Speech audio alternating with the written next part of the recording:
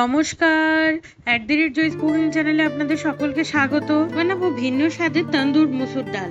চলুন তাহলে শুরু করা যাক। তার জন্য সবার প্রথমে আমি একটি কড়াইয়ে পরিমাণ মতো জল ফুটিয়ে নিয়েছি। জলে বাবলস চলে আসলে তাতে পরিমাণ মতো মুসুর ডাল দিয়ে ভালো করে সেদ্ধ করে নিয়েছি। দেখুন ডালটা কি সুন্দর সেদ্ধ হয়ে গেছে। আর এই মুসুর ডাল বা মুগ ডাল সেদ্ধ হতে খুব বেশি সময়ও লাগে না। এবার সামান্য হলুদ আর স্বাদ অনুযায়ী লবণ দিয়ে ভালো করে মিশিয়ে নিয়েছি। আমি মুসুর ডাল প্রেসার কুকারে সেদ্ধ করি না, আমার মনে হয় তাতে ডালের স্বাদ কিছুটা কমে যায়। আর অন্যদিকে একটি মাটির গ্লাসে 3 টেবিল স্পুন সর্ষের তেল গরম করে তাতে একটা শুকনো লঙ্কা আর 1 টেবিল স্পুন গোটা সর্ষে ফোড়ন দিয়েছি। গ্লাসটা সম্পূর্ণভাবে হিট হয়ে গেলে মুসুর ডালের মধ্যে দিয়ে দিয়েছি।